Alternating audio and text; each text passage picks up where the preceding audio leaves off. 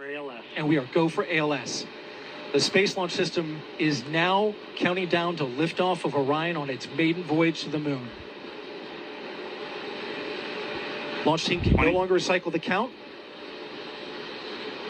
Sound suppressor water now flowing 15. under the ML. And here we go. 10. Hydrogen burn-off igniters initiate. 7, 6, 5. 4-stage engine start. 3, 2, 1. Boosters in ignition. And liftoff of Artemis 1. We rise together back to the moon and beyond.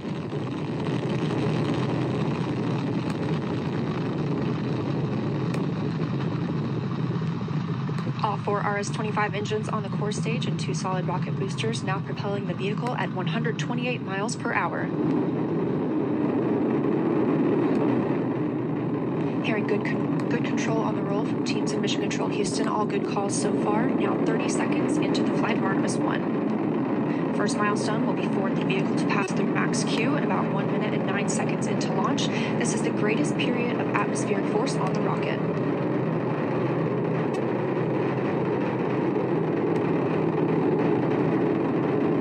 SLS now traveling 607 miles per hour.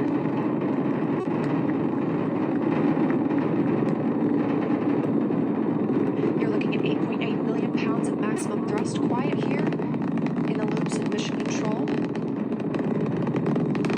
4 core stage engines throttling down ahead of passing through max Q.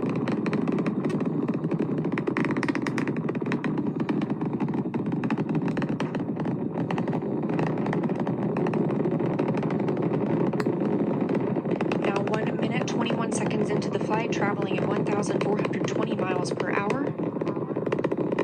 The 4 core stage engines are back at maximum thrust.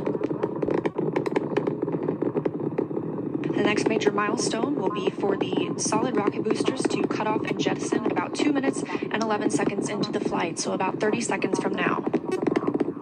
Again, quiet here in Mission Control Houston as teams continue monitoring the flight of Artemis 1. We're now 16 miles downrange from the launch pad at Kennedy Space Center, traveling over 2,800 miles per hour.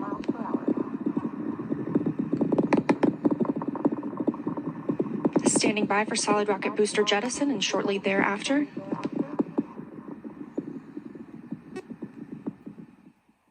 Of course, if you recall the Apollo capsule design, there were no solar arrays. We had fuel cells instead. So this design with arrays gives us the opportunity to stay in orbit longer since we practically have no limit to the energy available for use from the sun.